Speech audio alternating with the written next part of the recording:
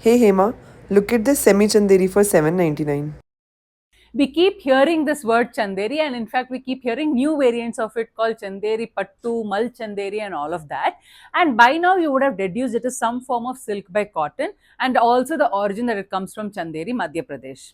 Commonly confused with its other handloom cousin, the Maheshwari, also from Madhya Pradesh, Chanderi in its most typical form is available as a silk cotton variety.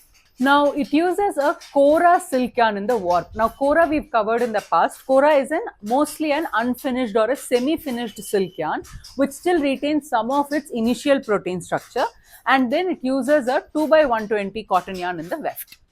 Now, here are some typical characteristics of a Chanderi sari. So, first you will notice it's super lightweight.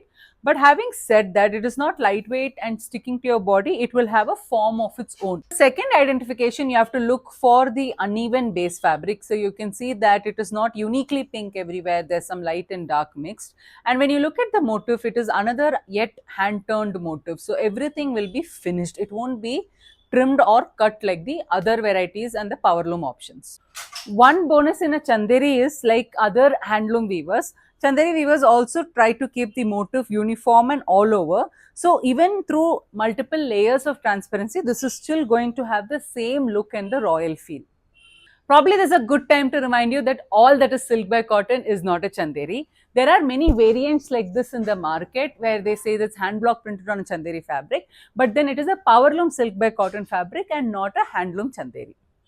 So what I showed you was a silk cotton Chanderi, in which the silk comes from Bangalore and the cotton comes from Coimbatore. There is also a silk by silk variant in which both the silk yarns will come from Bangalore itself. And there is also a Mal Chanderi, which is common these days. It just means that they use a softer cotton and not the typical starched cotton. Chanderi is a GI protected craft, meaning it cannot be made and sold under any other name outside of Chanderi, Madhya Pradesh itself. But apart from that, imagine of things that can only be made in India, and Chanderi silk cottons are on top of that list. Now, something of a silk cotton, proper Chanderi with motifs all over should cost you anywhere between 5,500 to 7,000, and this is a good budget to go if you're planning for a Chanderi handloom sari.